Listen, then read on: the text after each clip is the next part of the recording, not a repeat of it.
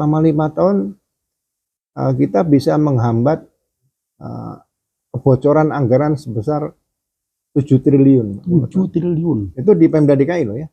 Yang menurut nurani kita dengan rekam jejak yang paling pas di Indonesia ya, kalau diberikan kesempatan oleh Allah Subhanahu wa taala menjadi Presiden Republik Indonesia, Pak Anies nanti bisa memberikan perhatian khusus untuk olahraga. Karena olahraga ini juga membawa pegawai negeri, TNI Polri tidak perlu bayar pajak lagi untuk negara.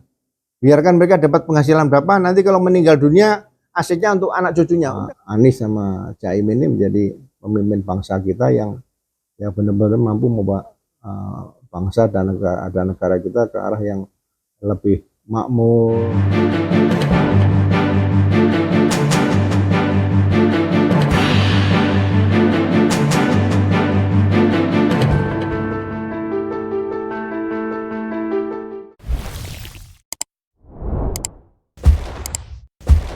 Bismillahirrahmanirrahim. Assalamualaikum warahmatullahi wabarakatuh. Waalaikumsalam warahmatullahi wabarakatuh, Pak. Jumpa lagi dengan Jenderal Polisi Ugroseno, Wakapolri di era kepolisian Republik Indonesia sedang jaya-jayanya. Sehat-sehat Pak Jenderal? Alhamdulillah sehat. Masya Allah. Saya kangen tuh dengan kepemimpinan antum sebelumnya ya. Karena kita merasakan sekali ya betapa indahnya ya, betapa sejuknya, tidak ada kasus-kasus yang aneh-aneh. Ya. Semut gitu loh. Jadi begitu kemarin saya kontak sama teman saya, salah satu politikus ada di Demokrat, sekarang udah keluar. Saya bilang besok insya Allah saya mau podcast dengan Jenderal Ugroseno. Waduh, salam Bib buat beliau. Itu beliau jenderal yang 100% bersih katanya, luar biasa. Ya, saya juga ngikuti ya. Di adanya Bapak saya ngikuti persis bagaimana kepemimpinan waktu itu ya. Sehingga wibawa kepolisian itu begitu hebat ya. Nah, rupanya saat ini di usia pensiun ya. Pak Jenderal aktif di Nasdem. Jadi caleg Nasdem. Dapil Sumut 1. Masya Allah. Ada berapa jenderal yang masuk di Nasdem itu yang jadi calon anggota dewan? Nasdem banyak yang saya kenal saja. 1, 2, 3, 4. Banyak 4 yang kebetulan pernah tugas sama-sama saya ya. Masya Allah. Nyalek semua? Nyalek semua. Alhamdulillah. Jadi ini mungkin panggilan ya? Panggilan nurani. Panggilan nurani ya? Bukan Hanura loh. Panggilan nurani. Nurani, betul. Memang kita melihat ya, pada saat Surya Paloh bersumpah ya. Nah, itu sempat merinding ya. Betapa sumpah itu dia ingin bangsa ini berubah ya. Nah, didukung dengan beberapa ada jenderal di dalam, semakin mantap ya. Betul. Luar biasa. Menurut Pak Ugro ini pasangan Anies Muhaimin ini, Gus Muhaimin ini kira-kira seperti apa? Setelah ngikuti sekian lama, apa yang ada di pemikiran Pak Ugro-nya? Apa kira-kira misi visi beliau ini seperti apa? Pasangan seperti apa kira-kira? Ya, saya lihat pasangan ini pasangan yang ideal ya. Kemudian mereka sejajar, seimbang ini. Calon presiden dan calon wakil presiden seimbang. Pemikirannya hampir sama ya. Ya harapan kita dengan rekam jejak beliau berdua ini selama ini, saya melihat bahwa Indonesia akan mengalami suatu perubahan yang lebih baik daripada sekarang. Semacam meribon gitu ya? Ya, jadi ke depan saatnya kita hadir di dunia internasional dengan kehadiran pemimpin yang kira-kira disegani oleh para kepala negara sedunia kira-kira. Betul. Ya memang terlihat ya kalau kita melihat rekam jejak ya. Terus sambutan dunia internasional terhadap Anies dan Caimin ya, begitu luar biasa ya. Rekam jejak beliau, jadi rekam jejak ini beliau tidak terpengaruh dengan macam kritik-kritik yang beliau juga senang dikritik, karena dikritik itu berarti untuk bisa lebih bagus. Jadi saya juga mengikuti beliau waktu beliau gubernur, selama 5 tahun menjadi tim gubernur untuk pencegahan korupsi dan bidang hukum. Oh, gitu. Saya 5 tahun di situ dan Pak Ugde udah lama ya di dalamnya. ya, jadi 5 tahun laporan kita, saya dengan Mas Bambang Wijoyanto, Pak Yusuf, Pak Tata, dulu ada Bu Nur Safani juga, dan 2-3 rekan yang lain. Itu selama 5 tahun kita bisa menghambat kebocoran anggaran sebesar 7 triliun. 7 triliun. Itu di Pemda DKI loh ya. Baru banyak level Pemda ya. 7 triliun. Kalau kita nggak ada mungkin itu udah lepas. Saya baru terdengar kalau Bapak ada di dalam. Iya. Tahunya cuma BW aja. BW, Bu Tata dan lain-lain saya tahu tuh. Iya, karena saya juga salah satu pendukung berat ya. 2017 itu ya salah satu yang all out mendukung Anies sama Sandi itu ya, kita begitu gencar ya. Kita gabung dengan Alek Asma Subrata waktu itu. Oh, almarhum ya. Almarhum di Asa Center ya. Nah, itu sayang beliau sudah mendahului kita ya. Nah, terakhir beliau juga pernah berpesan ya waktu itu dengan Sandi. Ini pengalaman yang disampaikan waktu itu. Mas Sandi, kalau Anda mau 2024 menjadi pemimpin besar dengan nasihat saya yang nasihatnya nggak dipakai. Pak Guru pengen tahu apa nasihatnya? Apa itu? Nah, jadi ini pengalaman empiris itu waktu itu karena kedekatan Alex Asma Subrata dengan Sandi ini, dia ngasih nasihat. Begitu Prabowo masuk ke rezimnya Jokowi, kan Sandi kan masih di luar. Nah, diwanti-wanti sama Pak Alex. Sandi, kamu jangan ikutan masuk dalam. Minimal kamu sudah punya aset politik kurang lebih sekitar 60 juta suara. Jadi kamu jangan masuk ke dalam. Kalau kamu tidak masuk ke dalam, insya Allah di 2024 kamu bisa berkibar gitu. Nah, rupanya nasihat ini perlu saya ungkapkan juga ya sebagai pengalaman empiris ya. Karena Alek Asma Subrata ini salah satu tim sukses yang nating tulus. Karena dia kepedulian dia bagaimana bangsa ini ke depan gitu loh. Jadi dia benar-benar memperhatikan calon-calon pemimpin karena Sandi itu salah satu aset. Disayangkan, tapi rupanya beliau dipanggil Allah lebih dulu ya. Beberapa bulan sebelum meninggal saya sempat telepon-teleponan. Ya, dia setengah menyesal ya dengan langkahnya Sandi masuk bergabung. Nah, akhirnya sekarang kan terbukti kan? Terbukti apa yang disarankan tadi dia nggak dipakai, akhirnya sekarang kan semacam terkatung-katung ya. Sana enggak, sini enggak ya. Gimana menurut Pak Ugro nih? Ya, sebetulnya kata kuncinya adalah mengendalikan diri dan hawa nafsu. Jadi harus berhitung. Jadi makanya perlu pengalaman bagi yang muda, ya kan, untuk berbuat, berkarya, ya mengkoreksi diri, status self correction tadi, supaya nanti ke depan pada saat ada kesempatan untuk memimpin, dia sudah pengalaman banyak. Dan jadi, mendengarkan juga nasihatnya. Iya, mendengarkan. Seperti itu kan. Nasihat-nasihat dari pendukung itu kan harusnya kan didengarkan. Iya, betul. Karena kalau dia tidak mendengar, akhirnya kan nyesal di belakang, nggak sayang kan. Coba waktu itu dia dia dengarkan, diikuti. Saya juga sempat menyampaikan semacam harapan ya dengan Sandi, salah satu tokoh muda yang cukup punya kemampuan ya. Tapi ya pilihnya berbeda, ya udah rekadung ya, boleh buat ya. sama dengan di ABRI dulu kan, atau TNI Polri Pak. Kita begitu Letnan 2, yang kita inginkan kapan naik pangkat Letnan 1. Nggak pengen langsung Letnan Kolonel, nggak mau. Waduh. Nanti Letnan 1 kapan dia bisa kapten, atau sekarang AKP ya, polisi ya. Terus naik gitu. Jadi jangan sampai Letnan 2 berpikir ingin jadi Kapolri bintang 4, nggak bisa. Nah, ini yang salah ya. Yang salah ya. Pengalaman perlu lah. Iya.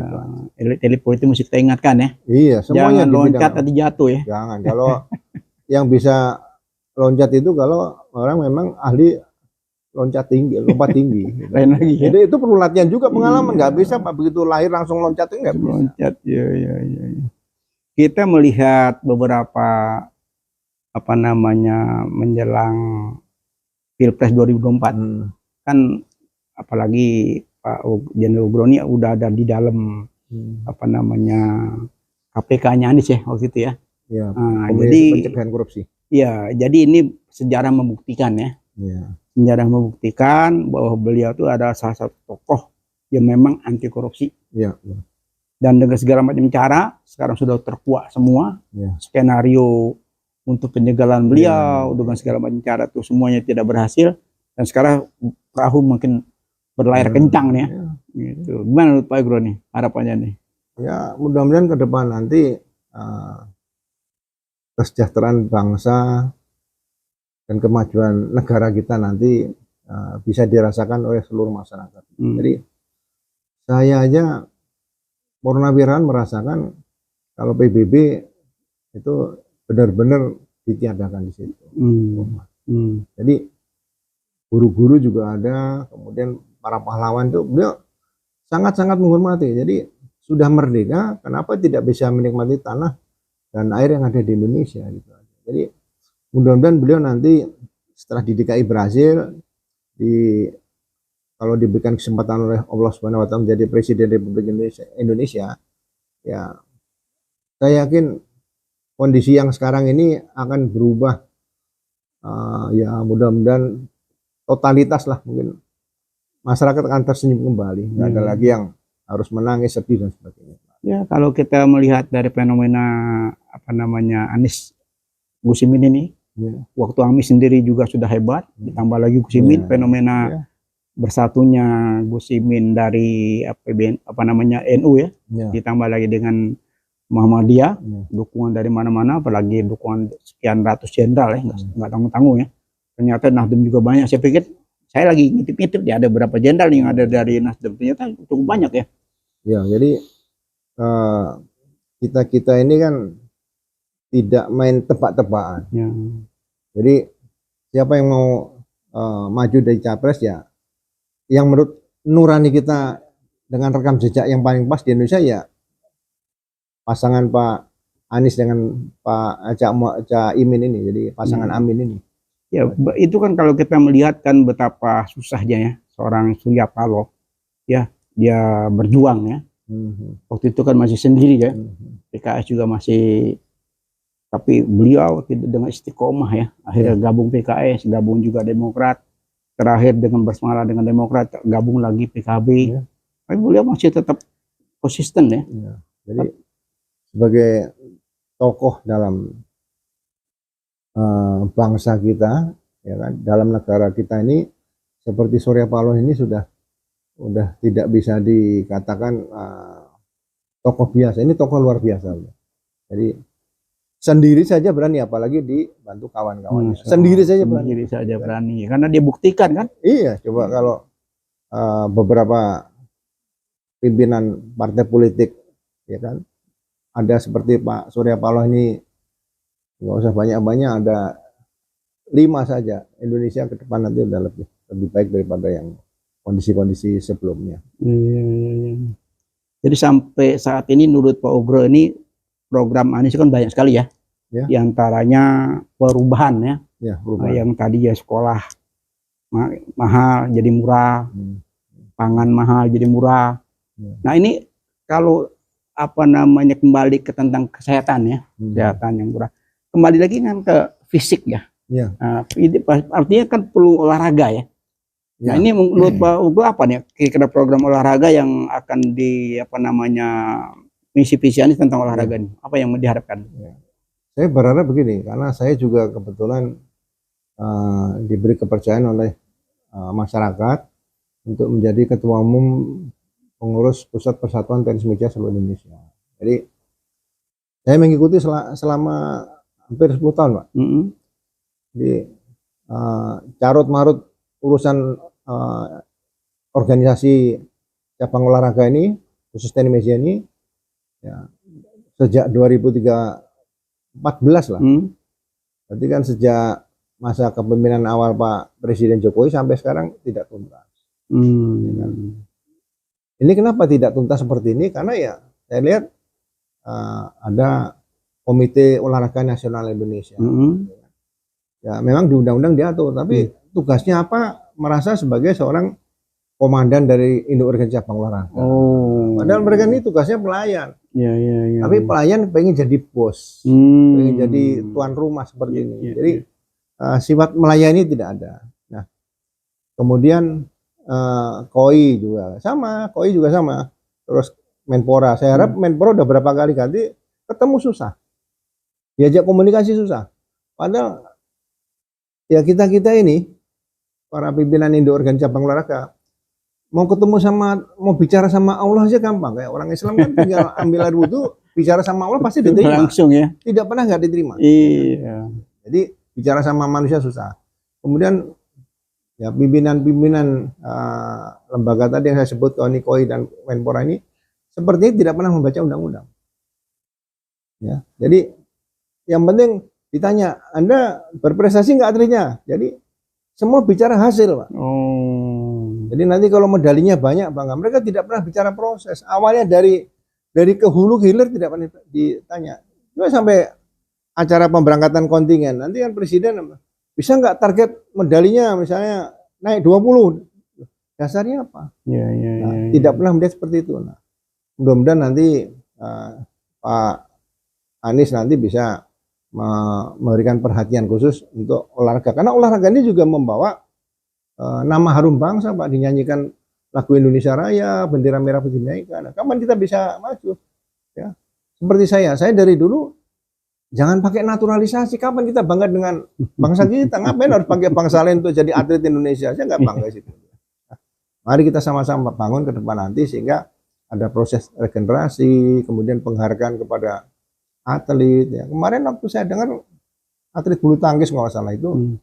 Almarhumah Vera ya, dulu kan menghasilkan nama harum bangsa. Begitu sakit, rumah sakit aja mau nerima sulit. Makanya ya ke depan nanti mudah-mudahan seluruh atlet yang pernah berjasa untuk bangsa dan negara ini menjadi aset bangsa kita dan dirawatlah hari tuanya seperti itu. Memang kalau memperhatikan tentang itu saya juga prihatin ya. Iya. Prihatin tentang ada salah satu petinju kita ya, petinju kita yang begitu hebat, tapi di akhir-akhir sudah dapat penghargaan luar biasa, tapi di akhir-akhirnya hidupnya pun susah. Tidak ada perhatian khusus dari pemerintah ya. Mereka sempat mengeluh, tapi tidak memperhatikan ya bagaimana dia mau bertanding dengan tidak ada beban ya, sementara ekonominya juga morat-marit ya.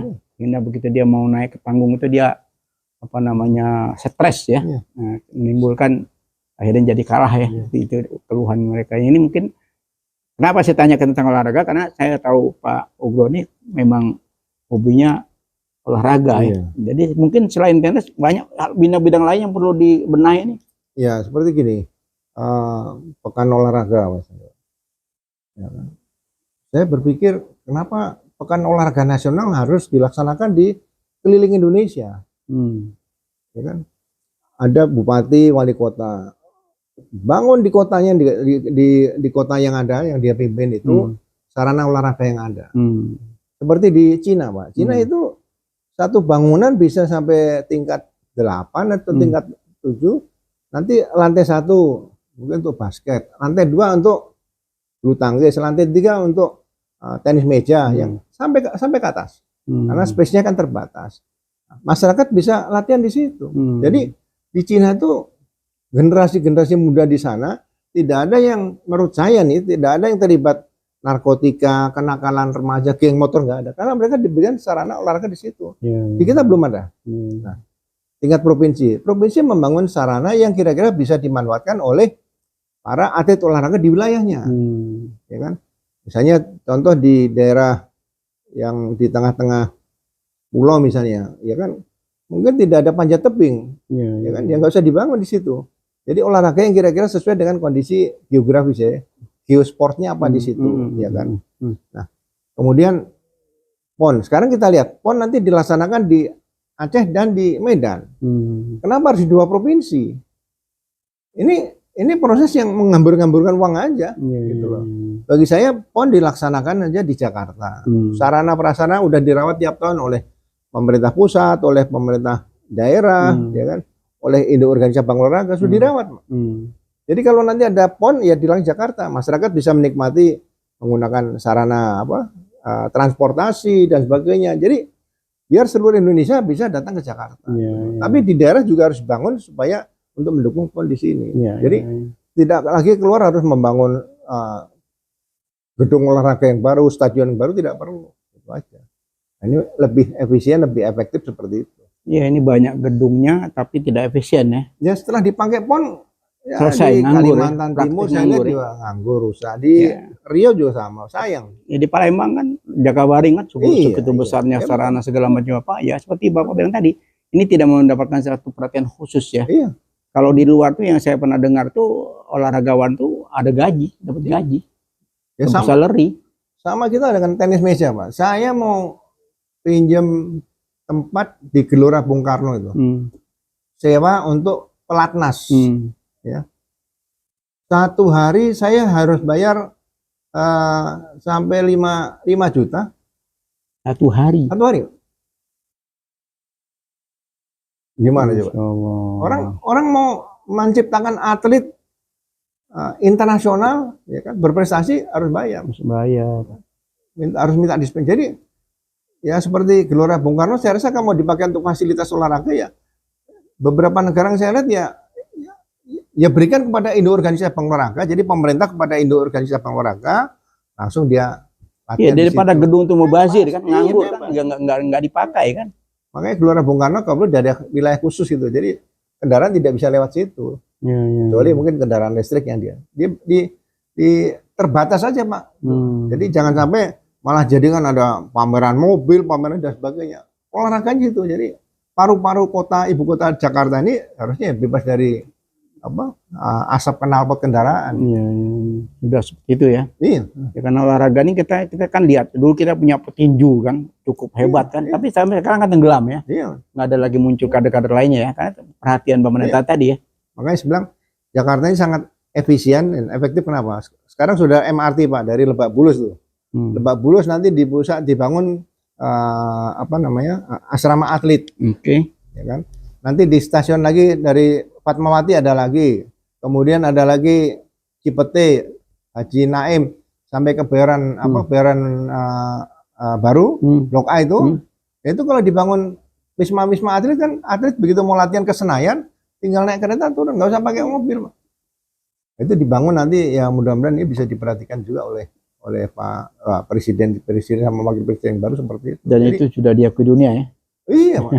Jadi orang Papua atau orang mana datang ke Jakarta, oh iya, ini bisa menikmati hasil pembangunan nasional di Indonesia seperti ini gitu. Jadi bayangin kita nanti kalau Anies dan Caimin jadi berhasil memimpin negeri ini, bisa berubah semua ya.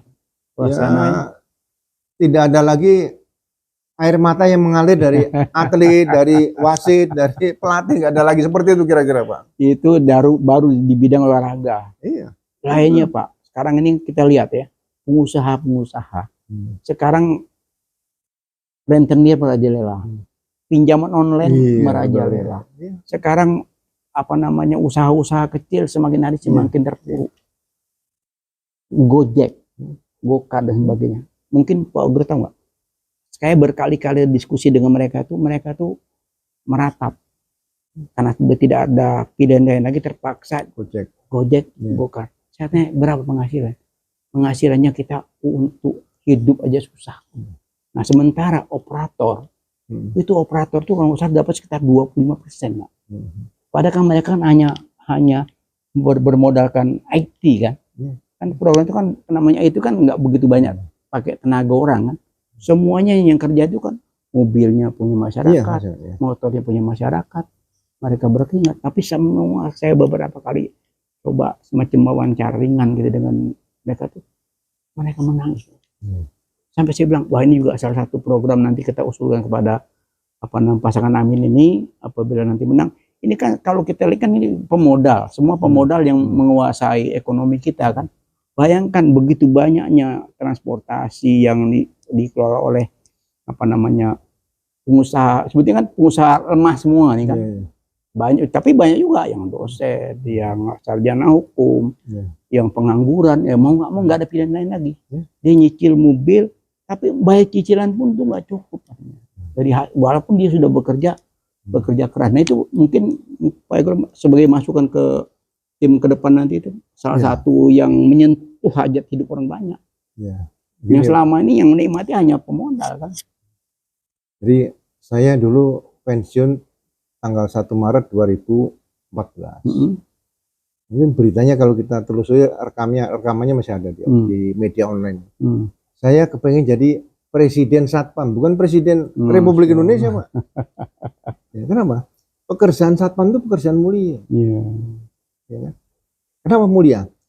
Mereka garda terdepan untuk pengamanan, Pak. Garda terdepan. Ya kan? Saya sedih waktu tahun 2003 salah. Ada ledakan bom yang di kedutaan Australia. Itu satpamnya jadi korban. Nah, satpam dibawa ke rumah sakit, ya kan, harus ditangani segera, masih ditanya siapa yang jamin. Jadi satpam itu mau meninggalnya susah, apalagi hidup. Ya kan? Jadi kemudian saya pernah ketemu sama direktur utamanya Pegadaian. Nah, dalam undang-undang kepolisian itu di pasal 3 dijelaskan polisi dalam melaksanakan tugasnya sebagai pengemban fungsi pemerintah di bidang kepolisian itu dibantu oleh kepolisian khusus, oleh penyidik pegawai negeri sipil, yang ketiga oleh Pam Swakarsa. Nah, Pam Swakarsa salah satunya satpam. Dan semua unsur ini, elemen ini harus diatur oleh undang-undang. Nah, saya bermimpi, bercita-cita suatu saat kalau diberikan kesempatan atau ada kesempatan, kita bikin undang-undang tentang Pam Swakarsa. Nah, kalau undang-undang Pam Swakarsa, Pak, berkaitan dengan satpam, ya bisa kita ciptakan. Itu hitungan saya waktu saya dengan Dirut Pegadaian. Pegadaian itu punya kurang lebih 4.200 outlet. 4.200 outlet. Kalau 4.200 outlet diisi 10 satpam dengan tugas, mungkin 2 orang pagi, 2 orang malam gitu ya, atau siang gantian, itu 10 orang. Berarti kan ada 42.000 tenaga kerja, Pak, terserap. Baru satu Pegadaian. Bagaimana kalau aset BUMN seluruh diamankan oleh satpam? Nah, kalau ini bisa dibangun, ya kan, yang bagus ke depan nanti, karena satpam ini kan membantu tugas Polri juga di bidang pengamanan. Nah, kalau BUMN ada 60, Pak, yang jaga sampai BRI unit desa. Ngapain kita harus kirim tenaga kerja di luar negeri? Betul. Ya kan? Dia kerja mengamankan BRI ibu-ibu, anaknya udah berangkat sekolah, BRI unit desa misalnya, ya kan? Dia kerja mulai jam 8, jam 12 selesai lah. Nanti ganti yang pria, bapaknya. Kan dia bisa masak nyiapkan anak pulang sekolah. Betul. Nah, kalau sebulan dikasih 5 juta masa kurang, Pak, daripada ke luar negeri. Betul. Ya kalau 60 pukul rata dulu lah, itu belum bandara, pelabuhan, Pak, nanti, ya kan? Katakanlah tadi berapa, 42.000 kali 60. Berapa tenaga kerja bisa terserap, Pak? Ya, kali 10 aja udah jadi 420.000. Jadi gini, Pak. Kali 6. Pak Gro, kalau kita lihat dua periode rezim ini, buru-buru mikirin tenaga kerja, Pak. Betul, Pak. Itu dari situ satpam saja, satpam itu tugas mulia. Iya. Jadi ini beban yang terbalik dengan kondisi sekarang ini. Bayangkan kita tenaga kerja kita yang begini banyak, yang nganggur, sekarang impor tenaga sampai jutaan. Itu kan kita kan miris ya. Tapi diprotes sana sini nggak dianggap. Orang-orang lokal pun sudah teriak, berbondong-bondong masuk tenaga asing ke sini. Padahal itu tenaganya bukan tenaga skill.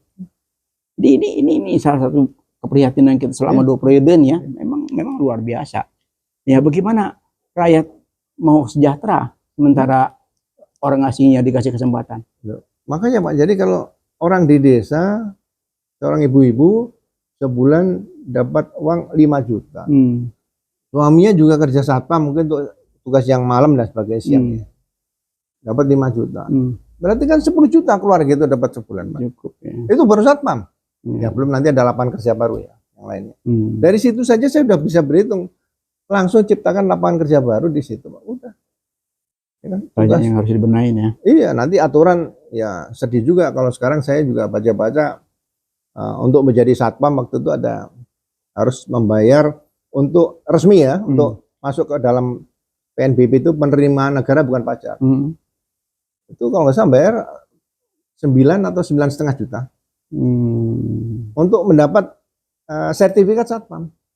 Loh, saya bilang Kenapa menjadi satpam harus membayar segitu, nyiapkan anggaran situ? Dari mana dia orang tidak kerja suruh nyiapkan situ? Harusnya kan free Ya. dididik jadi satpam. Nah, sekarang untuk menjadi polisi kan tidak bayar, dibayar negara. Iya, Menjadi tentara tidak bayar. betul. Menjadi ketua parpol tidak perlu bayar, ya kan? Menjadi pegawai negeri juga tidak, ya kan?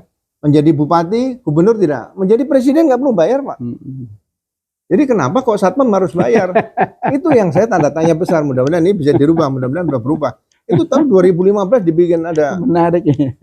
peraturan pemerintah atau peraturan presiden yang berkaitan dengan masalah satpam. Makanya saya prihatin. Nah, mudah-mudahan selama 10 tahun itu tidak ada yang nyinggung satpam, nanti 2024 dengan presiden baru ini bisa disentuh. Dan saya sanggup berikan masukan. Ini Iya, ini kan ujung tombak ya. BUMN disisakan untuk pengamanan, amankan investasi di bidang security, Pak. Sayang itu loh, kalau nggak dimanfaatkan untuk kesejahteraan rakyat kita semua. Jadi gini Pak, kalau kita melihat ya fenomena sekarang kan KKN-nya kan merajalela. Jadi buru-buru mikirin satpam. Oh, gue terlalu mulia mikirin satpam. Ini gak usah satpam. Saya juga prihatin. Pensiunan jenderal berapa Pak? Saya sempat diskusi sama teman saya mantan jenderal. Justru ini Pak, saya tadi belum masuk ke situ. Nah, kalau satpam yang tadi saya katakan tadi bisa menyerap tenaga satpam yang masih muda-muda, masih fresh, ya kan sudah kita didik dengan tidak membayar. Nah, siapa pengawas mereka, Pak? Ya kan? Nah, pengawas mereka untuk satu provinsi, hitungan saya kalau kita tunjuk ya 5 sampai 10 tergantung BUMN ya Pak. Kalau 60 mungkin diisi 60 tiap provinsi. Ya kan? 60 jenderal Pak. 60 kali 30 sekarang berapa? 38, 34 provinsi. Kalikannya berapa? Itu hitungan saya hanya Pegadaian waktu itu, hanya Pegadaian nih. Kira-kira 50 sampai 75 juta. Atau katakan 100 juta masih masuk, Pak. Belum lainnya ya. Itu baru Pegadaian ya. Ngapain pensiun TNI Polri jadi komisaris di BUMN? Jadi pengawas satpam aja Pak, udah. Bangun tidur, pegang HP, buka, cek. Aman Pak, siap. Ada masalah? Ada Pak, sebentar dikit. Ya oke, nanti saya ke sana. Naik sepeda Pak. Jadi pensiunan TNI Polri itu sehat. Ya, kan di kota itu kan kalau dalam kota naik sepeda cukup nih. Kesejahteraan cukup. Kalau ini nggak diperhatikan pensiunan Pak. Ada pensiunan jenderal yang masih tinggal di asrama. Semir rambutnya nggak bisa Pak, nggak punya duit. Itu yang saya 4,3 juta Pak. Itu ya saya sempat lihatin ya. Nah, saya membawanya ke sana. Jadi mari kita siapkan. Jadi pensiunan jangan lagi tugas seperti masih muda, jangan. Dia pakai HP aja, cek aja. Ya artinya gini, kalau pensiun itu selama-lamanya tidak berubah-berubah, ataupun ada perubahannya kan nilainya nggak sesuai. Padahal kan kalau kita lihat inflasi nilai rupiah itu kan semakin hari kan semakin apa namanya tinggi kan. Sementara katakan 4 juta oke, mungkin 10 tahun lalu masih oke lah 4 juta. Tapi sekarang 4 juta sudah nggak ada artinya kan. Ya situasi sekarang ya mungkin orang ya jangan sampai bahwa pensiunan tuh diem tuh nggak bicara. Mereka mau bicara dengan siapa? Ya kan? Kan masuk saya bilang kalau misalnya ada persatuan purnawirawan, Pak, ya kan? Setelah pensiun itu nggak usah bikin seragam baru, itu duit semua. Betul. Ya pakai baju yang ada aja. Jadi kalau pensiunan itu, misalnya nih ada yang kawannya meninggal, pakai baju pakaian dinas upacara sama dengan waktu dipakai terakhir tugas, apa namanya putih. Ya kan? Sekarang dibikin seragam yang kayak seperti berlomba, mau mau pameran baju gitu. Saya makanya kurang tertarik kalau ada persatuan purnawirawan yang seragamnya baru lagi. Udah yang lama dipakai aja. Iya. Lebih baik memikirkan apa namanya rakyat kecil ya daripada seragam ya. Loh iya Pak, seperti dari mana mereka untuk beli seragam gitu loh. Kalau dikasih gratis, kasih gratis, yang ngasih gratis ya bahkan harus ditelusuri nih. Kalau kita mau open ya, manajemen terbuka nih. Ya. Jangan sampai udah pensiun juga masih dapat yang nggak jelas kan sayang. Gitu. Jadi banyak carut-marut bangsa ini yang mesti dibenahi ya. Ya kalau kita mau berbuat masih ada kesempatan lah. Saya aja begitu pensiun disuruh bayar pajak waktu SPT Pak tahun 2014, 2015, 2016 lah. Berapa saya bayar Pak ke kantor KPP ya? Hampir 48 juta. Pensiun saya 4,5 juta loh. 4,5 kali 2 bulan itu berapa? Kalau jadi habis pensiun saya untuk bayar ke pajak habis. Makanya Pak Anies jemput bola. Pensiunan tidak perlu bayar pajak lagi. Kalau saya bisa ngusulkan Pak, pensiunan pegawai negeri, TNI Polri tidak perlu bayar pajak lagi untuk negara. Biarkan mereka dapat penghasilan berapa, nanti kalau meninggal dunia asetnya untuk anak cucunya. Udah gitu kan, nggak ada yang keleleran Pak nanti. Ya, saya juga mengusulkan supaya pensiun itu juga ditinjau ya setiap tahun. Iya, ngapain harus bayar pajak lagi? Udah. Satu pajak, kedua masalah ya nilai tadi kan, nilai beli itu kan makin hari kan semakin meningkat kan. Sementara itu aja. Jadi penghargaan terhadap abdi negara itu nggak terlihat ya. Nggak terlihat. Ya pokoknya pegawai negeri TNI Polri setelah usia 58 tidak perlu bayar pajak lagi sama negara lah. Iya. Karena sementara di sisi lain ini partai politik yang mereka berpesta pora dengan segala macam KKN-nya, sementara di sisi lain hidupnya menderita ya. Menderita, terus mau buat apa-apa nggak bisa ya. Ya kalau tertib anggaran, tertib pendapatan ya di daerah lah Pak. APBD bisa dimaksimalkan, mungkin bisa dikali 5 kali lipat masih bisa dinaikkan. Nah, saya selama di TKBP kan lihat kebocoran rumahnya juga tinggi juga nih. Itu kalau bisa ditingkatkan kan apa yang susah di Indonesia ini Pak? Nggak ada yang susah sebenarnya. Jadi ke depan nanti jangan sampai lagi ada darah dan air mata mengalir di Republik Indonesia lagi kalau presiden baru lah kira-kira gitu lah. Harapannya ya. Iya Pak. Tapi saya yakin karena memang kepedulian Pak TNI yang sudah ratusan yang nggak sedikit ya, begitu ratusan dan pengaruh juga cukup banyak. Ini saya memperhatikan belum pernah terjadi di era sebelumnya. Ini baru pertama kali ini. Ini dari mulai daerah Soekarno, era Soeharto, diganti lagi era lainnya. Baru kali ini kepedulian Pak TNI Polri itu yang sudah punawarawan itu terhadap situasi politik ya, yang memang begitu dahsyat ya, luar biasa ya. Yang tadi katanya nggak mau cawe-cawe tetap cawe-cawe, bahkan sekarang menyedihkan lagi. Saya benar-benar menyedihkan seorang presiden yang masih menjabat. Mungkin Bapak tahu apa yang terkini? Saya sedih Pak. Saya sebagai LSMP sini kita selalu mengkritisi perilaku politisi. Kita selalu berpartisipasi setiap 5 tahun sekali mendukung calon presiden tanpa minta apapun. Lalu kita support. Yang saya sedih kemarin muncul di iklan. Beliau mengiklankan partai. Presiden sedang aktif, bayangin. Nah, gimana dulu Pak Jenderal Ugro Syahnun? Ini hal-hal yang mungkin orang belum bahas ya. Saya justru terusik sekali saya. Terusik seorang presiden yang masih menjabat sebagai presiden. Dia mengiklankan putranya sebagai ketua umum di partai tersebut. Gimana Pak Jenderal? Ya, kadang-kadang kan ini terlalu euforia pada sesuatu hal gitu, lupakan dirinya siapa. Jadi ke depan nanti ya memang berat ya kalau sudah jadi pejabat publik apalagi sampai tingkat tinggi gitu ya. Ya kaku sih jangan ya, tapi hal-hal mana yang tidak perlu dilakukan kan bisa direm dulu. Jadi apa ya?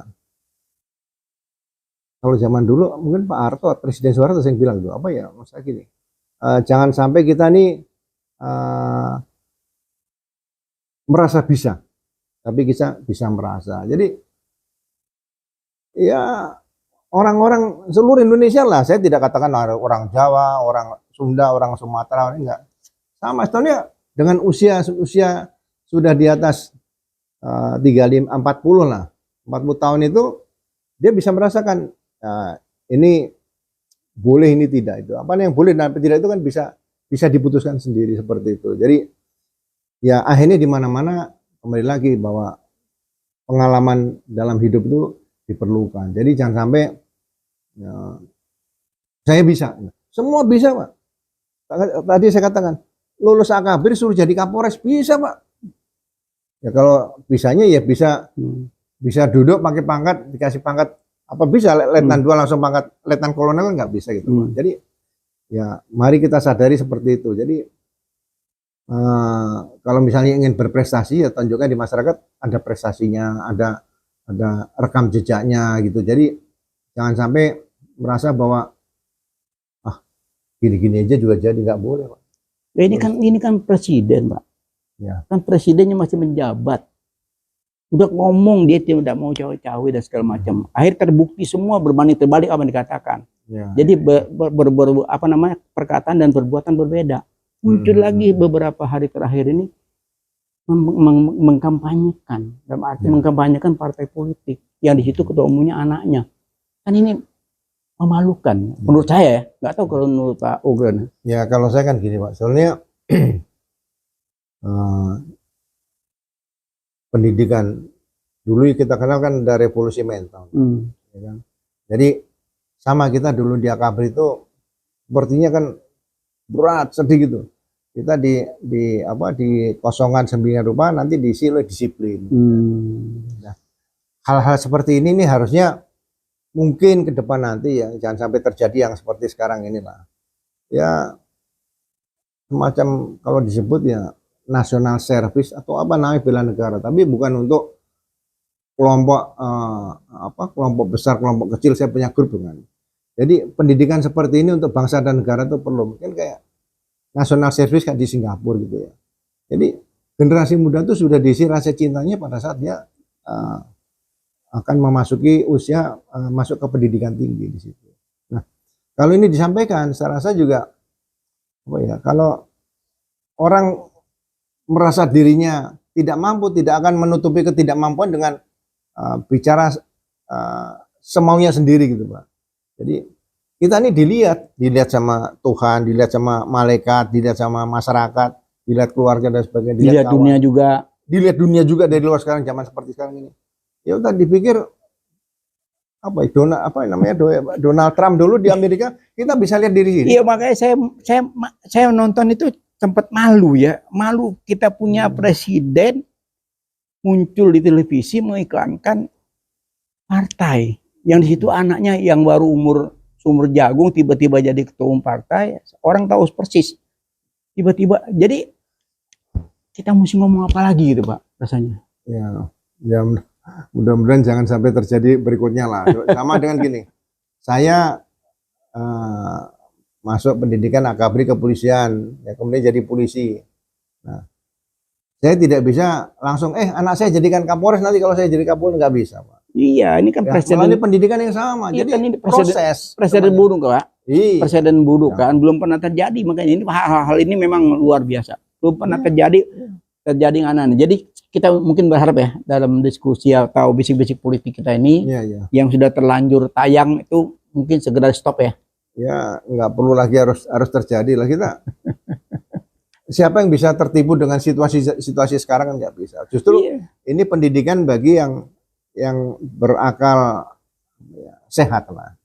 Bahwa yang ditonton ini kadang-kadang kan ada yang membosankan, ada yang menarik, ada yang tidak menarik dan sebagainya.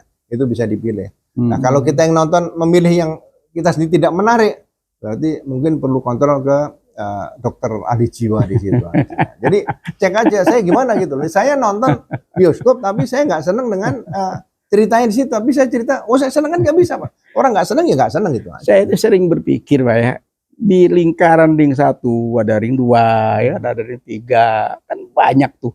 Ya walaupun sekarang banyak sudah meninggalkan, Adi Janto meninggalkan, lain-lainnya meninggalkan, banyak sekali pendukung-pendukung berat beliau tuh kan semua meninggalkan ya. Luhut juga lagi kondisi sakit, sehingga sudah tidak ada kontrol lagi, sehingga seorang presiden mengiklankan partai politik secara nasional. Ini yang saya juga nggak habis pikir. Ya sama dengan gini, Pak. Jadi waktu satpam diganti seragamnya sama dengan seragam polisi. Nah, ya itu kan? juga menarik ya. Saya bilang ini pemikiran siapa sih gitu. Suatu saat saya pagi-pagi di ruko gitu, ada polisi jongkok sambil makan kayak singkong gitu sambil ngerokok. Ini mulai kapan polisi diizinkan di pinggir jalan sambil jongkok makan singkong sambil ngerokok? Masih deket, ternyata satpam. Jadi polisi tidak akan berbuat seperti itu karena ada pendidikannya kan cukup lama, mungkin Akabri 4 tahun kalau Iya. Dan 1 tahun. Satpam kan cukup banyak Hmm. berapa minggu di situ aja kan. Iya, iya, iya. Jadi ya tolong ke depan nanti mudah-mudahan ya negara ini menyiapkan untuk ya nggak usah muluk-muluk lah pendidikan apa semacam apa rasa cinta, sense of nation belonging ini bentuknya seperti apa ya, supaya ke depan nanti ya paling nggak saya pernah satu alumni pendidikan selama berapa 3-4 bulan di situ aja. Iya, iya. Itu aja. Memang menarik ya. Iya. Jadi Hiruk Pikuk ini memang di 2024 ini menjelang ini luar biasa ya. Banyak hal-hal yang di luar nalar kita ya muncul, kita prihatin. Kalau saya ini sudah ada hampir 400 Pak video yang saya tayang nih. Kita mengkritisi, kita memberi masukan, kita ini. Kenapa? Demi sayang. Sayang dengan bangsa ini gitu loh. Dan malu di dunia internasional gitu. Ya, ya. Kan dunia kan terbuka sekarang. Ya, kalau dia sudah pensiun, sudah tidak menjabat lagi, contoh seperti Donald Trump sekarang dia mengkampanyekan partainya kan, oke-oke saja. Kan ini masih menjabat, sebentar lagi mau menjalankan tugas. Aduh ya Allah. Ya, ternyata hidup itu ya tidak terlalu sulit, tapi jangan-jangan dianggap ini gampang itu, jangan. Ya kita berharap kan, kita kan bangga seperti Amerika katakan, dia bangga kalau dia menyebut presidennya kan, I'm Amerika kan gitu kan. Nah, kita juga bangga seperti itu kan. Tapi kalau kita lihat tontonan presiden saat ini, kita jadi mau ngomong apa yang kita mau ngomong gitu, Pak. Makanya mudah-mudahan ke depan nanti ya kita harap sebelum kalau pemilu nanti ya pas pemungutan suara ya dari rumah sudah ada niat gitu aja. Jadi jangan niat setelah jalan dari rumah keluar rumah, jangan. Dari dalam rumah sudah ada niat gitu loh. Udah nanti di tengah-tengah jangan dipengaruhi orang, ada yang mau operasinya nggak usah. Ada think tank dulu ya, ada think tank untuk dinyatakan ya. Iya, jadi sama dengan kalau orang Islam mau sholat Idul Adha kan Pak di lapangan. Dari rumah udah niat. Iya. Jadi jangan sampai nanti di tengah dikasih sembako balik lagi nggak jadi sholat itu, jangan. Udah, pokoknya saya niatnya sholat itu lagi sholat. Iya. Kembali lagi ke pasangan Amin Gus Gus Caimin. Terus Jenderal Ugroni, kira-kira apa yang sudah terlihat ya kasat mata dari pandangan seorang Wakapolri ya tentang hukum, tentang sosial dan sebagainya. Ya ini menurut saya ini pasangan yang saat ini saya katakan clear and clean. Jadi nggak bisa lagi diganggu-ganggu gitu loh. Mau dikriminalisasi juga nggak bisa gitu. Jadi ya mari kita sambut ke depan nanti kedua tokoh ini, Pak Anies sama Caimin ini menjadi pemimpin bangsa kita yang ya benar-benar mampu membawa bangsa dan negara kita ke arah yang lebih makmur, lebih sejahtera, lebih aman dan sebagainya kepada, dan sampai ada lagi malah yang orang akhirnya bersedih lagi kalau ini salah pilih 10 tahun lagi lah. Paling nggak sekarang pemilihan umum kan pasti 2 periode rata-rata ya kan. Jadi mungkin harapan seorang Jenderal Ugroseno terhadap rakyat ya. Iya. Jangan sia-siakan tanggal 14 Februari ini ya. Karena kesempatan satu hari ini pilihlah satu ya. Karena tidak ada pilihan lain lagi yang terbaik ya saat ini bisa menurut fakta dan data ya. Kita bicara fakta dan data, bicara selama ini apa yang sudah mereka kerjakan ya. Jadi memilih itu harus satu aja, Pak. Jangan memilih, saya memilih lebih dari satu itu kan nggak bagus. Gitu, kan? Jadi usahakan kebiasaan kita nanti supaya adil, supaya sama merata ya pilih satu aja. Satu aja ya. Iya. Cukup satu aja. Cukup satu saja. Tanggal 14 Februari. Insya Allah satu hari merubah bangsa ke depan. Insya Allah. Terima kasih banyak Jenderal Ugroseno, waktunya, visi-visinya ini semakin menarik dan tajam ya. Amin. Insya Allah bermanfaat buat netizen dan buat kita semua ya. Amin. Wabillahi taufik wal hidayah. Wassalamualaikum warahmatullahi wabarakatuh. Terima kasih banyak untuk kesempatan ini kita akan buka sesinya lebih tajam lagi dengan Jenderal Ogroseno, caleg Sumatera Utara. Jangan lupa ya, buat warga Sumatera Utara, pilih ini salah satu jenderal yang bersih. Saya bisa menyaksikan rekam jejak beliau yang tidak salah ya. Kalau beliau nanti terpilih, banyak hal-hal yang bisa dilakukan. Tadi sudah terbuka sebagian ya. Itu baru sebagian kecil ya, insya Allah. Baik, makasih Pak. Sama-sama. Terima kasih Habib.